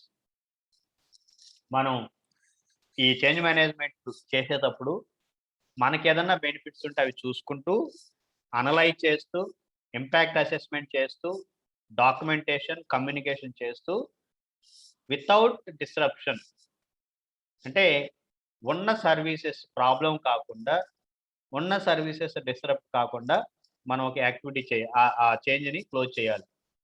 So మీరు already చూసుంటారు, but if not, ఈ change management అంటే ఈ steps ఉంటాయి. Change request control సరే, change అవునండి, correct అండి. Change control same, అదే చేంజ్ కంట్రోల్ అంటారు, చేంజ్ మేనేజ్మెంట్ అంటారు. అంటే మామూలుగా అయితే చేంజ్ మేనేజ్మెంట్ అంటాం, మీరు సిసి అదే చేంజ్ కంట్రోల్ అని. మీరు ఆ చేంజ్ మేనేజ్మెంట్ లో రైజ్ చేసే ప్రతి ఒక్క ఇన్సిడెంట్ ని చేంజ్ కంట్రోల్ అని సిసి అనుకుంటారు. మేము చేంజ్ రిక్వెస్ట్ నంబర్ అంటాం, సిఆర్ అంటాం. బట్ ప్రాసెస్ అయితే సేమ్ అంత, ఎక్కడైనా ఉంటాయి. Somebody will initiate the process, first change ఎవరో ఒకరు రైజ్ చేస్తారు. అది మేబీ డిపార్ట్మెంట్ వాళ్ళు కావచ్చు, క్యూఏ వాళ్ళు కావచ్చు, ఎవరైనా ఒక రైజ్ చేస్తారు. మేబీ ఎగ్జాక్ట్ ఫార్మాస్యూటికల్ కంపెనీస్ లో కొంత వేరియేషన్ ఉంటుంది ప్రాసెస్ లో, ఎందుకంటే ఏ డిపార్ట్మెంట్ వాళ్ళు రైజ్ చేసినా అది ఫస్ట్ క్యూఏకి రావాలి. మీ ఫార్మాస్యూటికల్ ప్రాసెస్ లో క్యూఏకి వస్తే క్యూఏ వాళ్ళు దానికి ఒక నంబర్ ఇస్తారు, క్యూఏ సిఆర్ ఆర్సిసి నంబర్. ఆ సిసి నంబర్ ఇవ్వడానికంటే ముందు వాళ్ళు అనలైజ్ చేసి ఈ చేంజ్ని యాక్సెప్ట్ చేయొచ్చా, రిజెక్ట్ చేయొచ్చా అని కూడా వాళ్ళకి అంతా క్యూఏ కంట్రోల్లో ఉంటుంది ఇక్కడ. కానీ కొన్ని ఆర్గనైజేషన్స్ లో డైరెక్ట్ గా ముందే ఒక టూల్ ఉంటుంది, టూల్లో రైజ్ చేసేస్తారు సిస్టంలోనే చేంజ్ రిక్వెస్ట్. అక్కడ ఏమేం చేయాలి, ఎలా చేయాలి, అసలు పర్పస్ ఆఫ్ ద చేంజ్ ఏంటి, పర్పస్ ఆఫ్ ఆ డిస్క్రిప్షన్, రీజన్ ఏంటి, రీజన్ ఎందుకు చేస్తున్నావు, చేంజ్ ఎందుకు చేస్తున్నావు, జస్టిఫికేషన్ ఇవ్వాలి. తర్వాత ఇంపాక్ట్, ఇది డాక్యుమెంటేషన్ చేంజా లేదా ప్రాసెస్ చేంజా లేదా సిస్టమ్ రిలేటెడ్ చేంజా, ఆ డీటెయిల్స్ మనం మెన్షన్ చేయాలి. తర్వాత ఇంపాక్ట్ అసెస్మెంట్ అనేది మల్టిపుల్ పీపుల్ ఇన్వాల్వ్ అవుతారు. ఒక్కొక్కసారి క్యూఏ నుంచి IT, technical team, product team, engineering team, ఆ చేంజ్ ఏ టీంకి అప్లికబుల్ అవుతుందో వాళ్ళందరూ ఇన్వాల్వ్ అయ్యి వాళ్ళ ఫీడ్బ్యాక్ ఇస్తారు. దాన్ని కన్సిడర్ చేస్తూ చేంజ్ యాక్సెప్ట్ చేస్తారా, రిజెక్ట్ చేస్తారా. సో అది చేంజ్ రిక్వెస్ట్ అనాలిసిస్. సో ఇవన్నీ అనాలిసిస్ అయిన తర్వాత అప్రూవల్కి వెళ్తుంది. సో ఇక్కడ చేంజ్ వల్ల ప్రాబ్లం ఏం లేదు అనుకుంటే then they go ahead and make it approve. QA వాళ్ళు అప్రూవ్ చేసిన తర్వాత ఇంప్లిమెంటేషన్లోకి తీసుకెళ్తారు. ఒక్కొక్కసారి కొన్ని చేంజెస్, పర్టికులర్గా ఈ ఫార్మా ఇండస్ట్రీలో చేంజెస్ ఎలా ఉంటాయంటే, ఒక్కొక్క చేంజ్ 5 months 1 year కూడా కంటిన్యూగా అవుతూనే ఉంటుంది, క్లోజ్ చేయరు. ప్రతిసారి ఎక్స్టెన్షన్ తీసుకుంటానే ఉంటారు ఆ చేంజ్ రైజ్ చేయడానికి. ఒకవేళ కొత్త ఎస్ఓపి చేయాలనుకోండి, ఇమ్మీడియట్గా చేయరు. So they will keep on updating. ఏదైనా కొత్త సిస్టమ్ ఏదైనా ఇంప్లిమెంట్ చేయాలన్నా కూడా they will keep on postponing the change. So long duration ఉంటుంది. అదే ఇంప్లిమెంటేషన్ ఫేజ్. ఒక్కసారి చేంజ్ రిక్వెస్ట్ అప్రూవల్, ఇక్కడ ఏం లేదండి, ఏదైనా చేంజ్ అంటే అది సాఫ్ట్వేర్లో కావచ్చు, డాక్యుమెంటేషన్లో కావచ్చు, మీ ప్రాసెస్లో కావచ్చు, ఏదైనా ఒక చేంజ్ చేయాలనుకున్నప్పుడు ఆ కన్సర్న్ పర్సన్ ఆ ఫామ్ ఉంటుంది, చేంజ్ రిక్వెస్ట్ ఫామ్. నేను రేపు చూపిస్తాను చేంజ్ రిక్వెస్ట్ ఫామ్, కొన్ని ఫామ్స్ నేను చూపిస్తాను. I think today I don't have time. ఆ చేంజెస్ అన్నీ కూడా రైట్ చేసి ఆ ఫామ్ ఫిల్ చేసి మీరు కన్సర్న్ డిపార్ట్మెంట్ క్యూఏ వాళ్ళకి పంపిస్తే వాళ్ళు రివ్యూ చేసి అది నెక్స్ట్ లెవెల్కి వెళ్ళొచ్చా లేదా డిసైడ్ చేస్తారు. ఒకసారి అప్రూవ్ అయిన తర్వాత, అంటే అనాలిసిస్ అయిన తర్వాత ఏ టీమ్ ఇంపాక్ట్ అసెస్మెంట్ అనేది చేయాలి, ఏ టీంకు దీనివల్ల ఇంపాక్ట్ అవుతుంది, లేదా ఏ సిస్టమ్స్ ఇంపాక్ట్ అవుతుంది, లేదు ఒకే సిస్టమ్ అనుకోండి ఏ ఫంక్షనాలిటీ ఇంపాక్ట్ అవుతుంది, ఆ ఇంపాక్ట్ని మనం ఎలా టెస్ట్ చేస్తాం, ఇంపాక్ట్ కాకుండా ఎలా మిటిగేట్ చేస్తాము, ఇలాంటివన్నీ కూడా మనం ఆ సిఆర్ ఫామ్, సిసి ఫామ్‌లోనే ఉంటాయి. అవన్నీ రీడ్ చేసి చేంజ్ అప్రూవర్ అంటే జనరల్‌గా క్యూఏ మేనేజర్ వాళ్ళు అప్రూవ్ చేస్తారు. అప్రూవ్ అయిన పాటకి అది ఇంప్లిమెంటేషన్ స్టెప్‌కెళ్తుంది. Change request implementation. ఈ ఇంప్లిమెంటేషన్ స్టెప్స్‌లో it is the longest phase. ఎంత టైం అంటే దాని టైం బేస్ చేసుకొని ఇంప్లిమెంట్ చేసి వెరిఫికేషన్, వాలిడేషన్ ఏదైనా చేయాల్సుంటే అన్నీ చేసి డాక్యుమెంటేషన్ సబ్మిట్ చేస్తే then it will go for the change evaluation and change closure. So change close చేసేటప్పుడు మనం చేంజ్ డిస్క్రిప్షన్‌లో చేంజ్ రిక్వెస్ట్ చేసేటప్పుడు ఇంప్లిమెంటేషన్ స్టెప్స్‌లో ఏవైతే మెన్షన్ చేశామో, ఏ పాయింట్స్ అయితే మెన్షన్ చేసుంటామో అవన్నీ మనం ఉన్నాయా లేదా ఈ చేంజ్ క్లోజర్ స్టెప్‌లో చూసుకోవాలి. నేను నెక్స్ట్ ఇంకొక ప్రాసెస్ చెప్తాను, పీరియాడిక్ రివ్యూ ప్రాసెస్ అని. ఆ ప్రాసెస్‌లో ఇది కూడా వెరిఫై చేయాలి. చేంజ్ రిక్వెస్ట్ క్లోజ్ చేశామా లేదా ప్రాపర్‌గా. క్లోజ్ చేసేటప్పుడు ప్రాపర్ డాక్యుమెంటేషన్ ఉందా లేదా ఇది కూడా మనం వెరిఫై చేస్తాం. సో ఇది చేంజ్. ఒకవేళ వాటెవర్ రీజన్స్ ఎనీ టైమ్ మనం చేంజ్ రిజెక్ట్ వద్దు అనుకుంటే, అంటే చేంజ్ అవసరం లేదు లేదా ప్రాపర్ జస్టిఫికేషన్ లేదు మనం చేంజ్ చేయడానికి అనుకుంటే we can reject all the time. ఆ చేంజ్. సో ఇది చేంజ్ మేనేజ్మెంట్ ప్రాసెస్. నేను ఫామ్ రేపు చూపిస్తాను. చేంజ్ మేనేజ్మెంట్ ఫామ్ ఎలా ఉంటుందో ఐ విల్ షో టుమారో.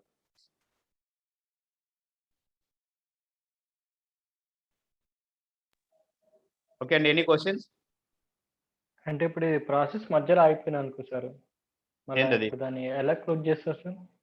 ఎక్కడ అదే చేంజ్ రైట్ చేసిన తర్వాత మ్మ్. అసలు ఎటు పోవట్లేదు అది ప్రాసెస్ అనేది. ఎటు ఇప్పుడు మీరు పోకుంటే extension అన్నారు కదా, అంటే 1 year అయిపోతుంది కదా సార్. 1 year దాకా ఉండదు ఆల్మోస్ట్. 1 year ఉండదు, కాకపోతే 6 months 3 to 6 6 months దాకా months జరుగుతుంది. అవును సార్. అప్పుడు వాళ్ళు ఫైనల్ ఎక్స్టెన్షన్ డిసిషన్ ఎవరు చేసుకుంటారండి. తీసుకుంటారు? ఎక్స్టెన్షన్ చేసుకుంటుంటారండి క్యూఏ వాళ్ళు, లేదా ఆ చేంజ్ ఎవరు రైట్ చేశారో. ఇప్పుడు రైట్ Okay, చేసింది sir. ఒకరు, ఇంప్లిమెంటేషన్ ఒకరు అనుకోండి. Hmm. చేంజ్ రైట్ చేసినోడు ఏం అడుగుతాడు, నా చేంజ్ ఎప్పుడు క్లోజ్ చేస్తావు అని అడుగుతాడు. అవును సార్. అదే చేంజ్ ఇంప్లిమెంట్ చేసేవాడు ఏం చేస్తాడు, చేంజ్ ఎందుకు ఆగిపోయింది, ఎందుకు ప్రాబ్లం అయింది అని అడుగుతాడు. Okay sir. సో ఆ కన్సర్న్ రైట్ పర్సన్ ఎవరో ఉంటారో క్యూఏ, జనరల్ గా క్యూఏ ఉంటారు లేదా హెచ్ఓడి ఉంటారు. వీళ్ళు Okay. జస్టిఫై అయితే ఎక్స్టెన్షన్ చేసుకుంటారు. ఇప్పుడు రీజన్ చెప్పాలి. ఇంప్లిమెంటేషన్ చేసేవాడు ఏం చెప్పాలి, ఇదిగోండి ఇది ప్రాబ్లమ్స్ వస్తున్నాయి, ఇది నేను ఇంప్లిమెంట్ చేయలేకున్నానని చెప్పాలి. ఓకే. నేను ఇవన్నీ వెరిఫై చేస్తున్నాను సినారియోస్ అని చెప్పాలి. ఒక్కొక్కసారి మనం ఏదైనా ఇంప్లిమెంట్ అనుకోని, ఒక కొత్త సిస్టమ్ ఇంప్లిమెంట్ అనుకోని స్టార్ట్ చేసినప్పుడు మన మేనేజ్మెంట్ అప్రూవల్ ఇవ్వలేదు అనుకోండి, అది చేయడానికి ఓకే. డిలే చేస్తున్నారు. ఫైనాన్షియల్ రిలేటెడ్ కన్సర్న్స్ ఉన్నాయనుకోండి, డిలే చేస్తున్నారు. సో అలాంటప్పుడు మనం ఏం చేస్తాం, ఎక్స్టెన్షన్ చేసుకుంటాం. ఎక్స్టెన్షన్‌లో వెయిటింగ్ ఫర్ మేనేజ్మెంట్ అప్రూవల్. ఇట్లా మనం అది కంటిన్యూగా అవుతూనే ఉంటుంది. 2 months 3 months 6 months వరకైనా కూడా. ఒకవేళ ఈ ఫైనల్ కూడా ఇవన్నీ కూడా రాలేదనుకోండి, అప్పుడు ఏం చేస్తాం, క్యాన్సిల్. Change cancel. ఆ చేంజ్ ఇంకా క్యాన్సిల్ అయిపోతుంది. అక్కడ మనం డాక్యుమెంటేషన్ వచ్చేసి as management is not approved to go further on this particular change request, we are cancelling okay. And we will not be using. అంటే ఈ లోపల ఈ చేంజ్ నెంబర్ క్లోజ్ చేసే లోపల ఆల్రెడీ కొన్ని రైట్ చేంజెస్ ఉంటారు, కొన్ని చేంజెస్ ఆల్రెడీ రైట్ చేసి ఉంటారు. అప్పుడు నెంబర్ మిస్ కాకుండా ఉండడానికి this change is close, so we are not going further అనేసి అది క్లోజ్ చేస్తారు. అది క్యూఏ వాళ్ళ డెసిషన్ ఉంటుంది. ఎందుకంటే ఆడిట్ లో మేజర్ రోల్ ప్లే చేసే క్యూఏ వాళ్ళే కదా. వాళ్ళ దగ్గర మొత్తం డీటెయిల్స్ ఉండాలి ప్రతి ప్రోడక్ట్కో లేదా ప్రతి యాక్టివిటీకి. అందుకనే క్యూఏ వాళ్ళ దగ్గరే ఆ అథారిటీ ఉంటుంది, క్లోజ్ చేయాలన్నా రిజెక్ట్ చేయాలన్నా. Okay. So any questions Sameer, సరీఫ్?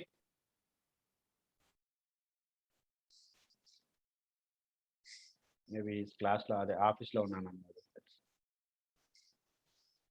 So next configuration management. Configuration management అంటే ఇది ఎక్కువ ఐటీ వాళ్ళ దగ్గర ఉంటుందండి. It's kind of maybe Excel sheet. ప్రతి సాఫ్ట్వేర్కి కానీ లేదా ప్రతి మీ ఆర్గనైజేషన్లో ఏవైతే ఎక్విప్మెంట్స్ ఉంటాయో వాటి గురించి మొత్తం హిస్టరీ ఉంటుంది.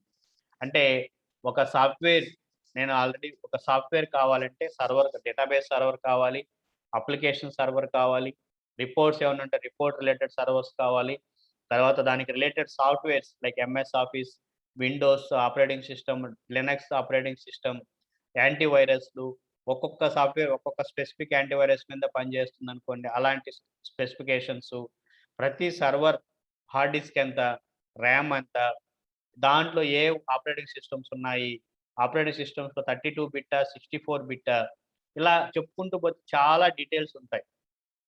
ఒక సాఫ్ట్వేర్ అయితే ఓకే.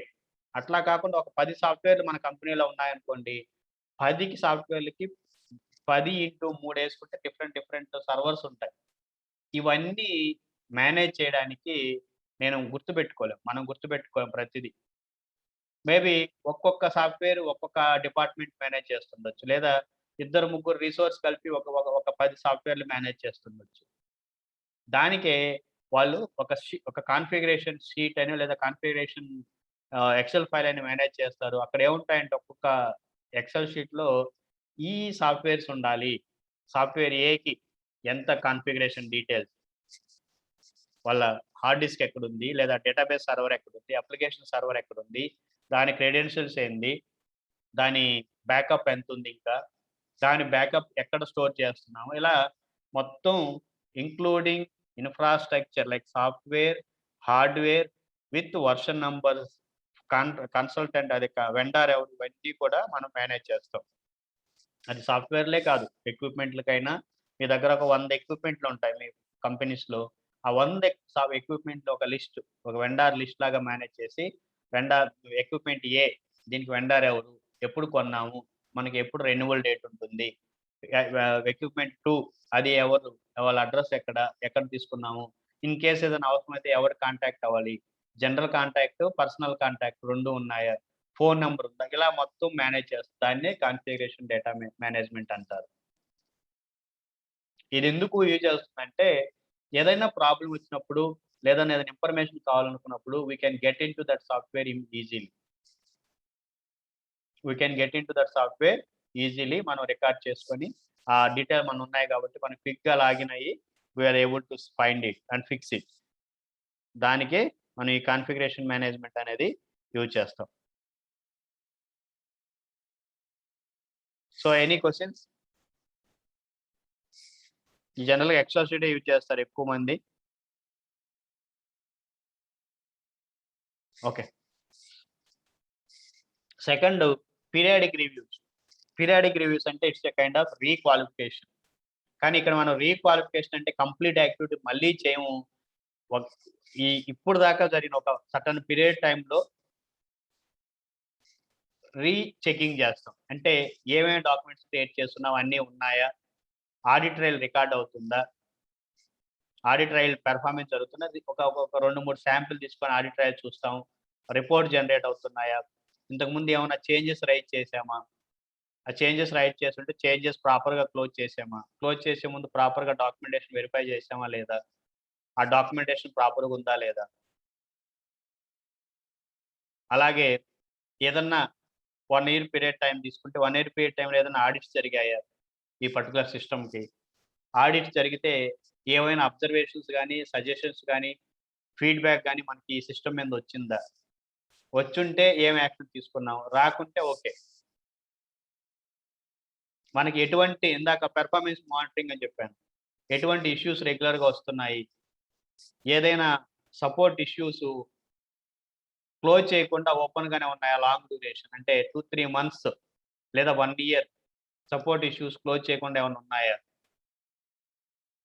ఇలాంటివన్నీ ఈ పీరియాడిక్ రివ్యూలో చెక్ చేస్తూ దానికి ఒక రిపోర్ట్ ఇస్తారు.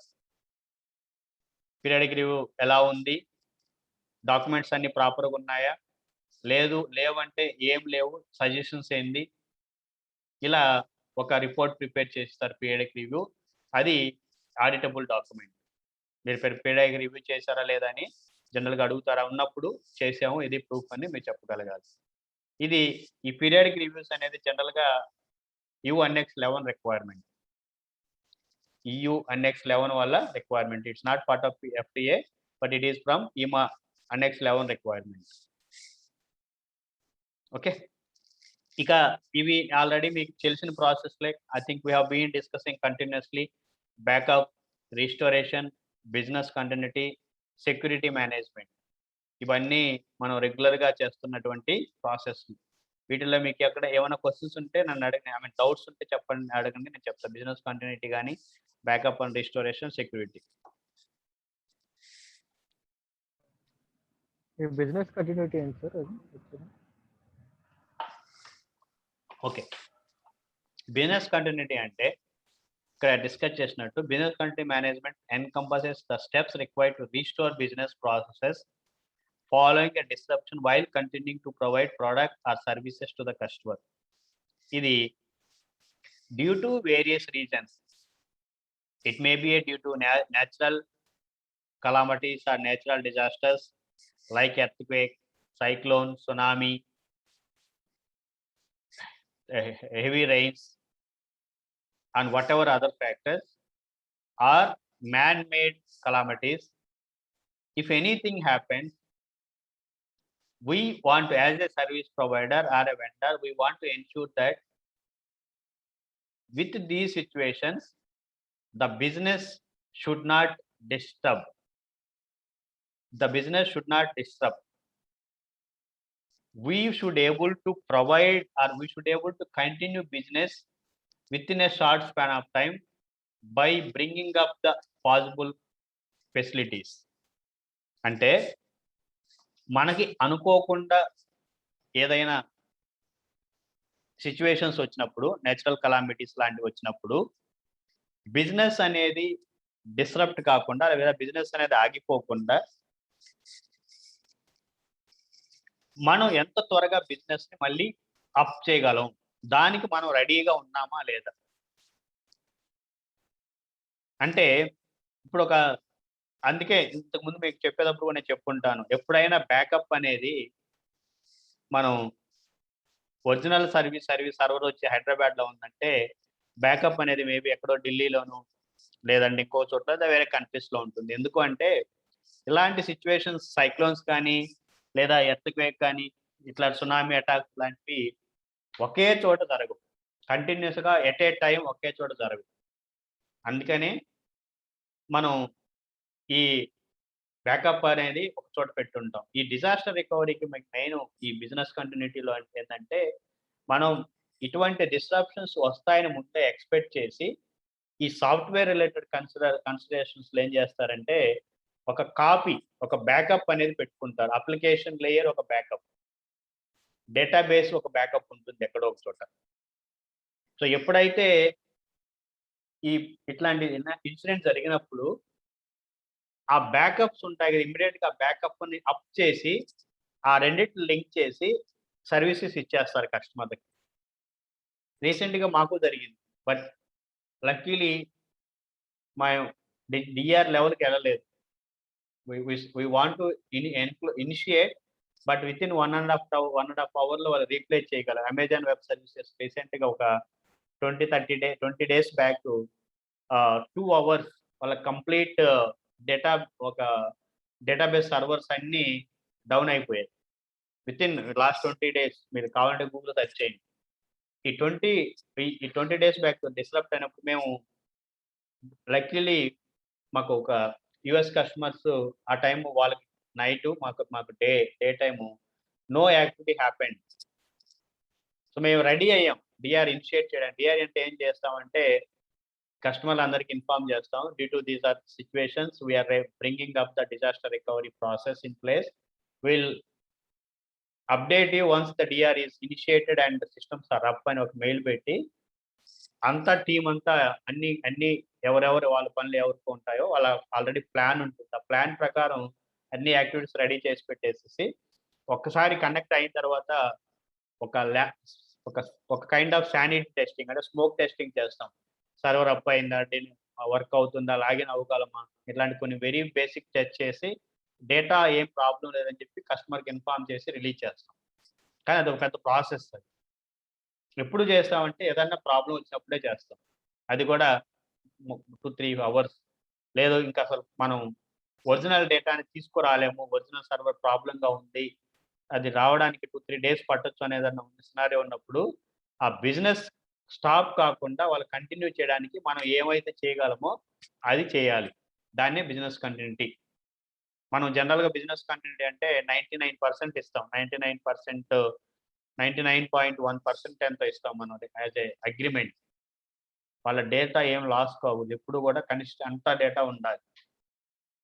సో, అది బిజినెస్ అంటే ఉన్న యాక్టివిటీ వాళ్ళు చేసే బిజినెస్‌ని డిస్టర్బ్ కాకుండా మనం ఏదన్నా ఆల్టర్‌నేటివ్‌గా వాళ్ళకి సపోర్ట్ చేయగలమా?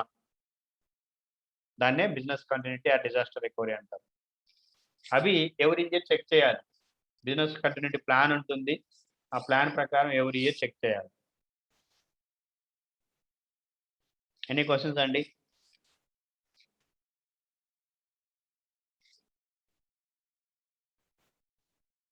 జస్ట్ కీప్ అవేర్ అండి. మీకు అంత డీటెయిల్‌గా ఏమి వెళ్ళొద్దు. జస్ట్ అవేర్ మీ అండర్‌స్టాండింగ్ వరకు ట్రై చేసుకోండి. సో, ఇవేందంటే సిస్టమ్ అడ్మినిస్ట్రేషన్. సిస్టమ్ అడ్మినిస్ట్రేషన్ అంటే సిస్టమ్ ఆపరేషన్ చేయడానికి అంటే మీరు కొత్త యూజర్ క్రియేట్ చేయాలి. ఏ స్టెప్స్ ఫాలో అవుతారు? సిస్టమ్ అడ్మినిస్ట్రేషన్ అంటే అవి. లేదు ఒక ట్రైనింగ్ రికార్డ్ క్రియేట్ చేయాలి ఎలా చేయాలి? ఒక యూజర్‌ని డిజేబుల్ చేయాలంటే అడ్మినిస్ట్రేషన్ రిలేటెడ్ ప్రొసీజర్స్‌ను మీరు ఒక ప్రాసెస్ డాక్యుమెంట్, గవర్నెన్స్ డాక్యుమెంట్స్ అని అంటారు. అలాంటివి రెడీ చేసి పెట్టుకోవాలి as a reference. User manual లాగా అనుకోండి. జనరల్‌గా యూజర్ మాన్యువల్ లాగా ఉంటుంది. తర్వాత archiving, retrieving. Archiving is the process of taking records and data offline by moving them into different location or system, often protecting them against further changes. It may also be necessary to retain in archived applications that support the records and data. Archived records should be readily retrievable for business content, business and regulatory purposes. మీరు జనరల్‌గా archiving ఎక్కువగా clinical trial related సిస్టమ్స్‌కి వస్తుంటుంది. ప్రతి సిస్టమ్‌కి కూడా ఏదన్నా system ఒక document గాని లేదంటే ఏదన్నా రికార్డ్స్ మీరు యూజ్ చేయకుంటే అవి ఆర్కైవ్‌లోకి వెళ్తాయి. ఆర్కైవ్ మోడ్‌లోకి పెట్టుకోవచ్చు. ఆ డేటాని మీరు రిట్రైవ్ చేయాలంటే ఎలా చేస్తారు?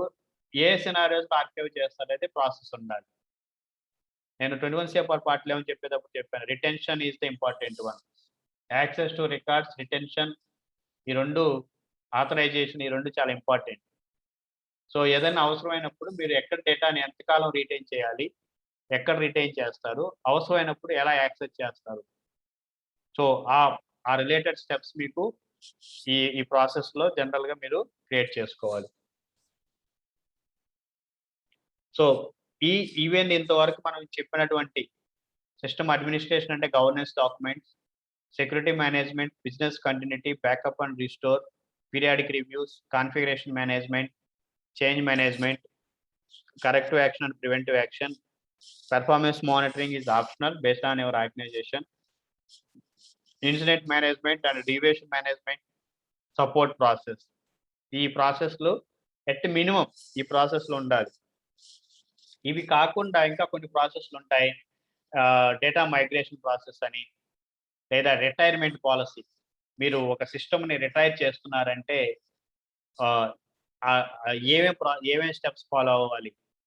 Data retirement process. అలాంటివి కూడా మీకు ఇంకా ఉంటాయి కొన్ని ప్రాసెస్‌లు. బట్ అట్ మినిమమ్ ఈ ప్రాసెస్‌లు ఉండాలి.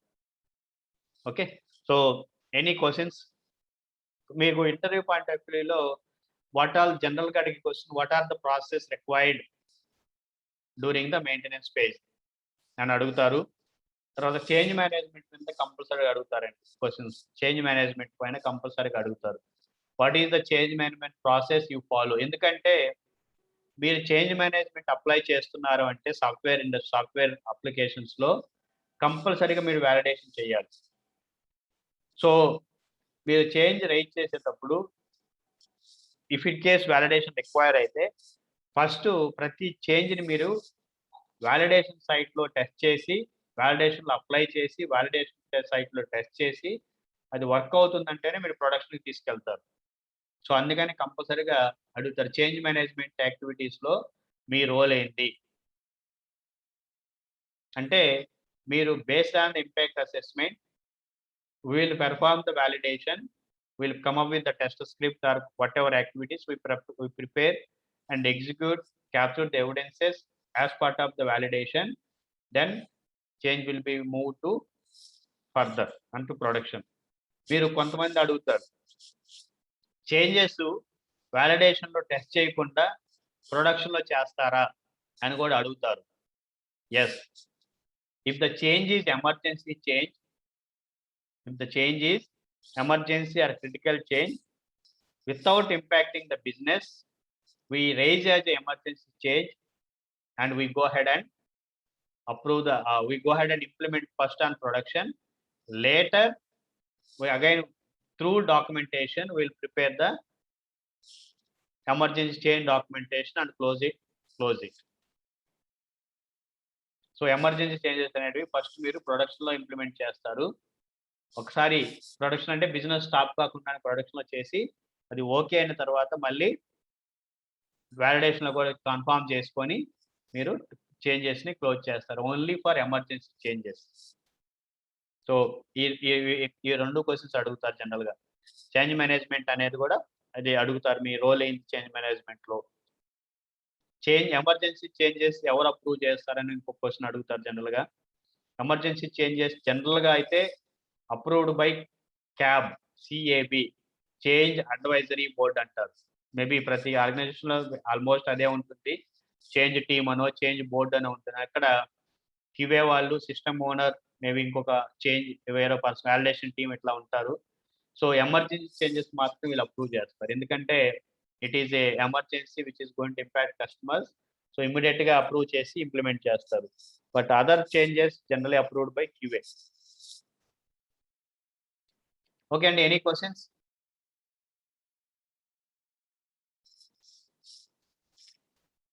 హలో,